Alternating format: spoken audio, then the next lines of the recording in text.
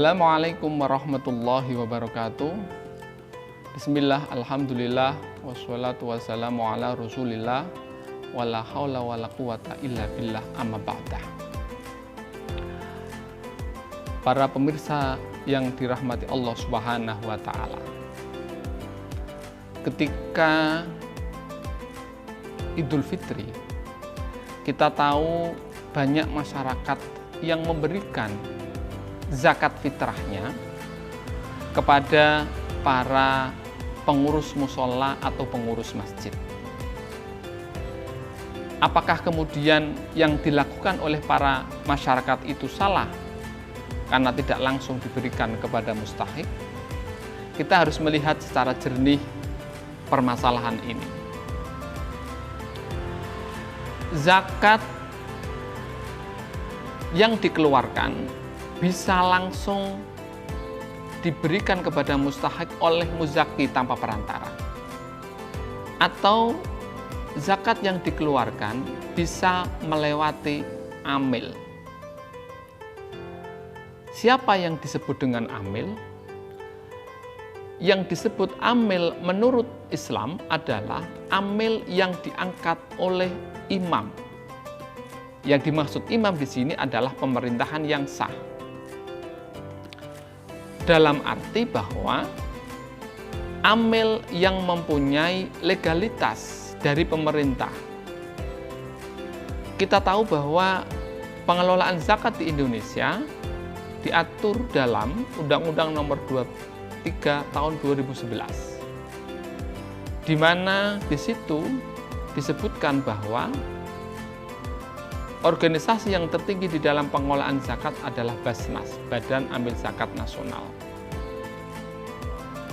Basnas kemudian ada Basnas pusat, ada Basnas daerah. Ada istilahnya Basnas provinsi dan Basnas kabupaten. Masyarakat juga dipersilahkan untuk berpartisipasi di dalam pengelolaan zakat. Dalam hal ini, bentuk organisasinya adalah yang disebut dengan Lembaga Amil Zakat atau LAS. Nah, LAS yang sudah mendapatkan legalitas, yang sudah mendapatkan SK dari pejabat terkait, inilah yang disebut dengan amil menurut Islam. Apa implikasinya?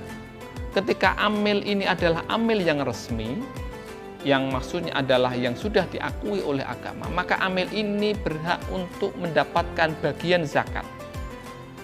Amil yang sudah mendapatkan legalitas di sini adalah amil yang termasuk mustahik, sehingga dia juga berhak mendapatkan zakat dari zakat yang diberikan oleh muzaki. Maksudnya adalah untuk mengelola zakat, pengeluaran dapat diambilkan dari zakat yang diberikan oleh muzaki.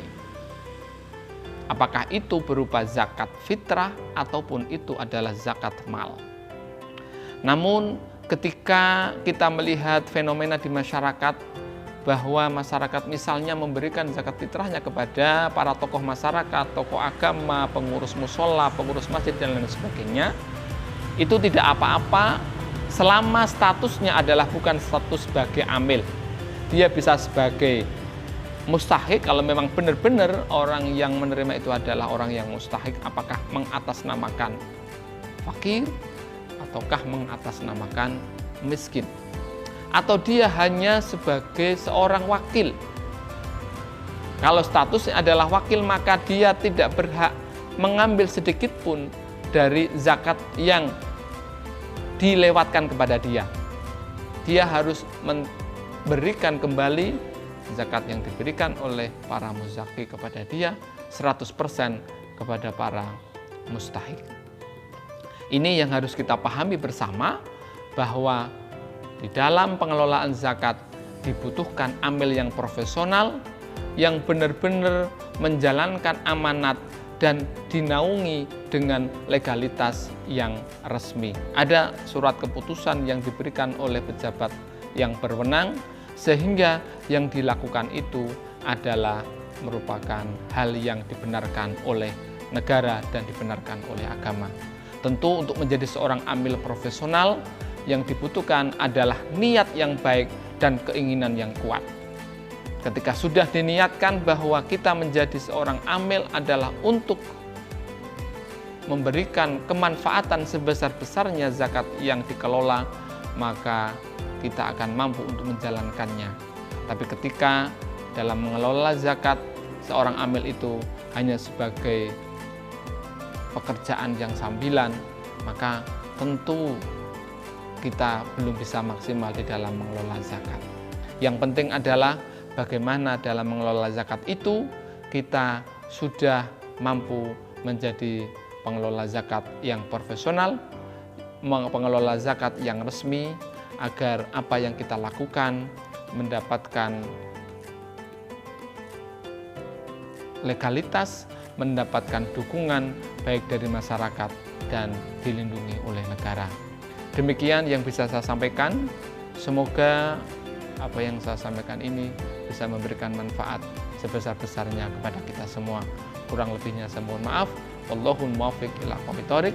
Assalamualaikum warahmatullahi wabarakatuh.